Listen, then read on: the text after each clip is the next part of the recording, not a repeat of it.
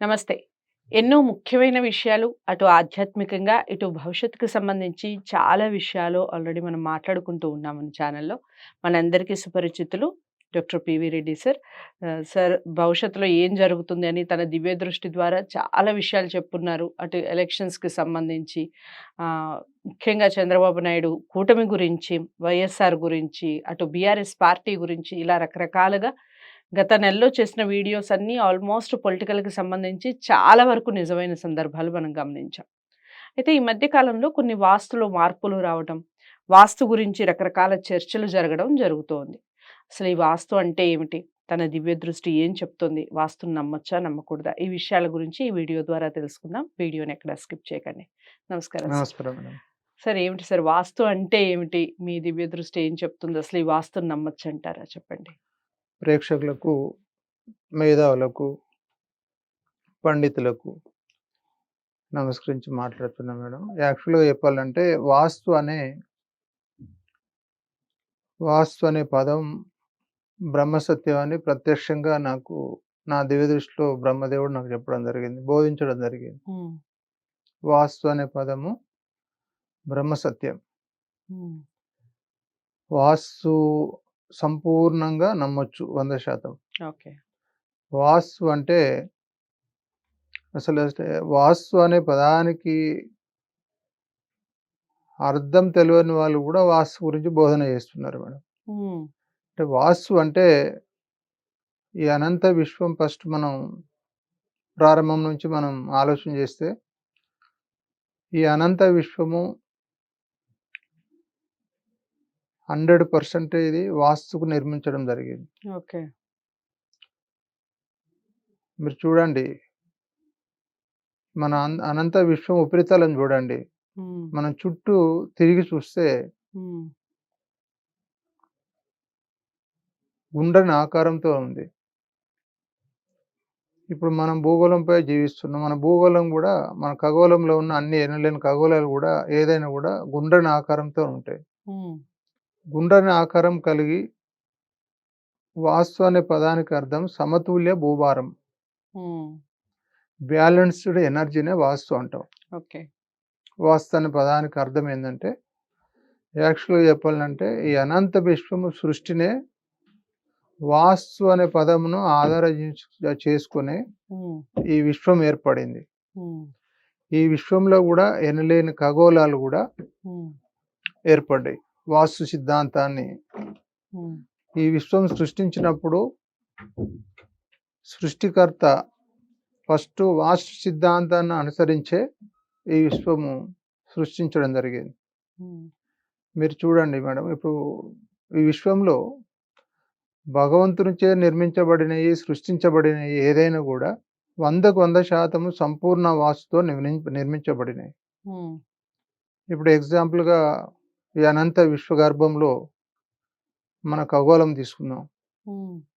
మన ఖగోళం సంపూర్ణం 100% వాస్తుకు నిర్మించబడింది కాబట్టి, శూన్యంలో గ్రహాలు తమ తమ కక్షలో బ్యాలెన్స్ తప్పకుండా, లయ హ్మ్. తప్పకుండా, పరిభ్రమణంలో హ్మ్. ఈ అనంత విశ్వంలో తిరుగుతూ ఉంటాయి. తిరుగుతూ ఉన్నాయి. హ్మ్.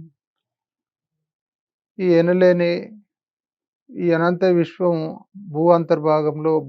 విశ్వగర్భంలో అలానే ఎనలేని ఖగోళాలు గూడా సంపూర్ణ వాస్తుకు నిర్మించబడినయి. హ్మ్. అది 100కు 100% బ్యాలెన్స్ తప్పకుండా సృష్టి మనుగడ కొనసాగుతుంది. ఓకే. ఇప్పుడు మనం మన ఖగోళంలో, మన భూగోళంపై ఎగ్జాంపుల్‌గా మనం ఆలోచన చేస్తే, భగవంతుని ద్వారా సృష్టించబడింది గానీ, ఏదైనా గూడా మీరు ఆలోచన చేయండి. హ్మ్. మన భూగోళంపై హ్మ్.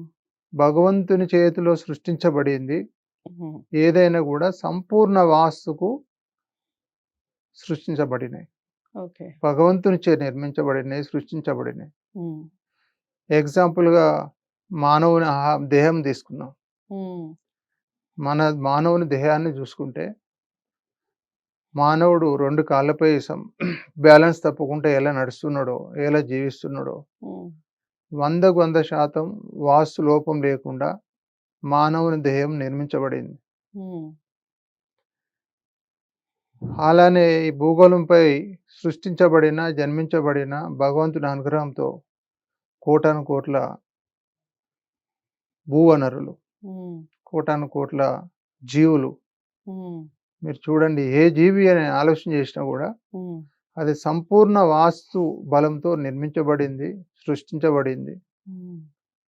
ఆ భగవంతుని అనుగ్రహంతో. కానీ ఇప్పుడు మన మానవుని కోణంలో ఆలోచన చేస్తే భగవంతునికి, మానవునికి ఈక్వల్‌గా పోల్చుకోకూడదు. హ్మ్. భగవంతుడు సృష్టించింది 100కు 100% బ్యాలెన్స్ తప్పకుండా హ్మ్. ఉంటుంది. హ్మ్. సంపన్నంగా 100% వాస్తు బలంతో నిర్మించబడింది. ఓకే. కానీ భగవంతుడిని సృష్టించిన మానవుని హ్మ్. సృష్టికి ప్రతి సృష్టి మానవుని సృష్టి మాత్రము హ్మ్. అది అసాధ్యం అన్నట్టు. 100కు 100% మానవుడు సంపూర్ణ వాస్తుతో ఏది సృష్టించలేడు. ఓకే. ఆ భగవంతునికి ఈక్వల్‌గా టాలీ చేసుకోకూడదు మానవుడు. హ్మ్. హ్మ్. ఇప్పుడు మీరు చూడండి, వాస్తు అనేది నా దివ్య దృష్టి ప్రకారంగా ఈ అనంత విశ్వంలో భగవంతుని దృష్టిలో 2 ఉన్నాయి. హ్మ్. సంపూర్ణ వాస్తు కలిగింది. 100% వాస్తు మార్కులు కలిగిన హ్మ్. సిద్ధాంతము ఆ భగవంతుని చేతిలో ఉంది. అది గుండ్రని ఆకారం కలిగింది. ఓకే.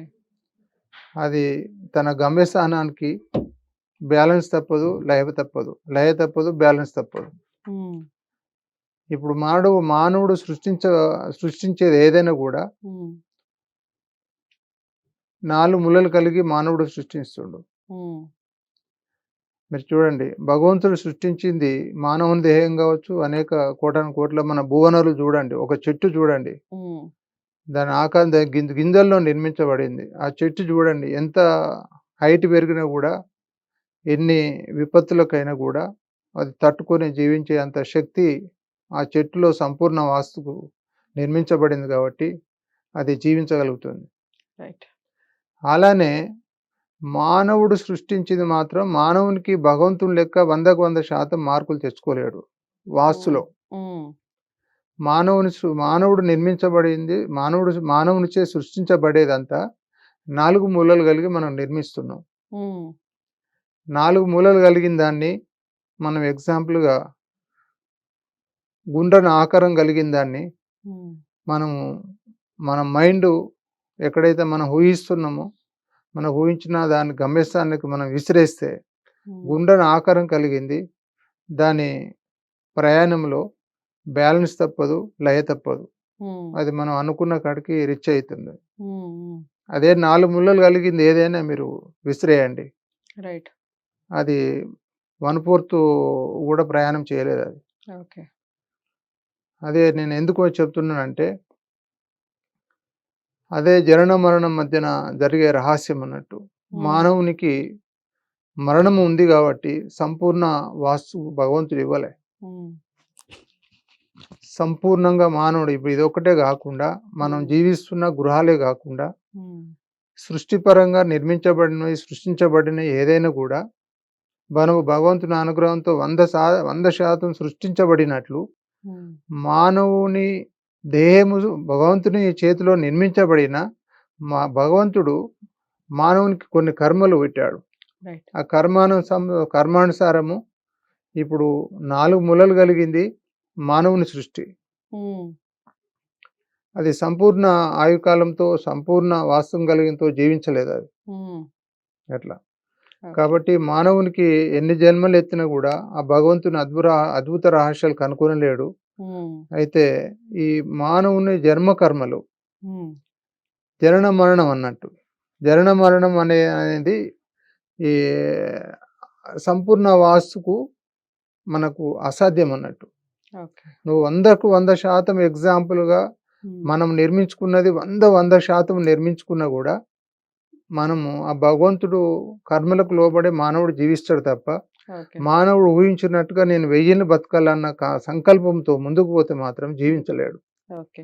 అంటే ఇప్పుడు మనకి ఇల్లులు కట్టేటప్పుడు సార్ 100% వాస్తు అని ఒక పాంప్లెట్‌లో ఇస్తూ ఉంటారు. ఈ 100% వాస్తు అనేది రాంగ్ అంటారు. అంతేగా? 100% వాస్తు అనేది అసాధ్యం. ఓకే. ఇప్పుడు మీరు చూడండి, ఇప్పుడు మీరు నాటి మానవుడు ఇప్పుడు సంపూర్ణ వాస్తు అనేది సం నా దివ్యదృష్టి ప్రకారం చెప్పేది గుండ్రని ఆకారం కలిగింది. హ్మ్. ఇప్పుడు మనకు ఈస్ట్, వెస్ట్, నార్త్, సౌత్ అనేది హ్మ్. ఆ మ్యాగ్నెటిక్ వైబ్రేషన్స్‌కు ఏమాత్రం 4 మూలలు సమానమైన ఎనర్జీ కలిగి ఉంటుంది. ఓకే. ఇప్పుడు మనం 4 మూలలు కలిగి ఉంటున్నాం. హ్మ్. అది హ్మ్. Positive, negative, negative, positive. Okay. 4 సంపూర్ణ గుండ్రని ఆకారం కలిగింది కంప్లీట్ పాజిటివ్ ఎనర్జీతో కూడుంటది. హ్మ్. హ్మ్. 4 మూలలు కలిగింది పాజిటివ్, నెగెటివ్, నెగెటివ్, పాజిటివ్. ఎంతైతే పాజిటివ్ ఎనర్జీ ఉంటుందో అంత నెగెటివ్ ఎనర్జీ కలిగి ఉంటుంది. ఓకే. మానవుడు నిర్మించిన దానిలో. హ్మ్. హ్మ్.